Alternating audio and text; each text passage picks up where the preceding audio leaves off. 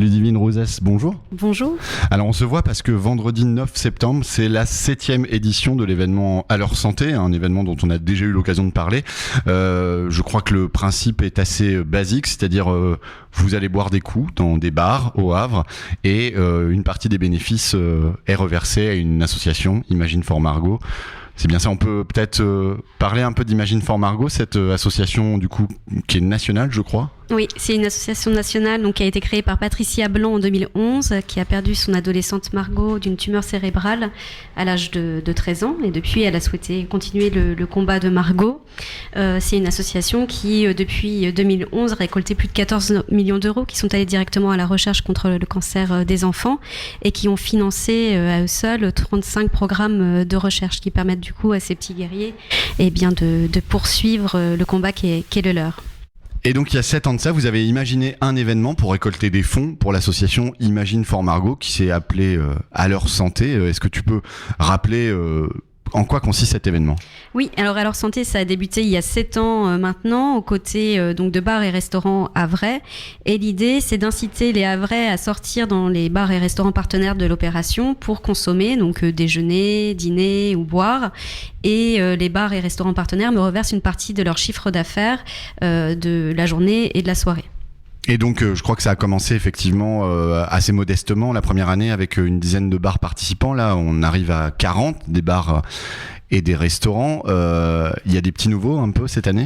Oui, alors il y a des nouveaux qui ont rejoint notre mobilisation. On a notamment le Hop Café qui fait partie de la manifestation. On a la Peña, on a Chez Lily, les Fauves également, le Bouchon Normand, qui ont eux aussi choisi de nous accompagner cette année pour récolter un maximum de fonds pour la recherche.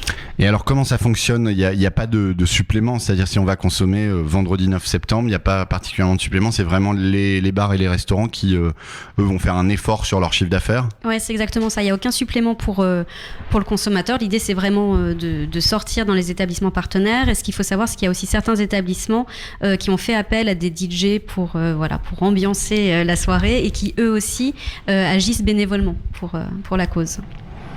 Et c'est bien toute la journée, c'est-à-dire que même si on va prendre un café le matin, on soutient quand même. De 9h à 2h. Ou 4h. Ou 4h, ça dépend. Donc, vendredi 9 septembre, À l'heure santé, une manifestation pour récolter des fonds pour la recherche contre les cancers infantiles au profit de l'association Imagine for Margot.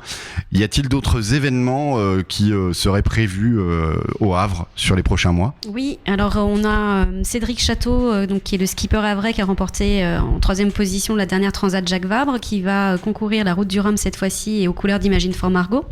Donc il y aura toute une sensibilisation autour des cancers de l'enfant grâce à Cédric. On aura également une tombola, ça sera la 3e édition de mémoire avec des artistes et des commerçants 100% havrais et qui, elle, se déroulera au mois de février.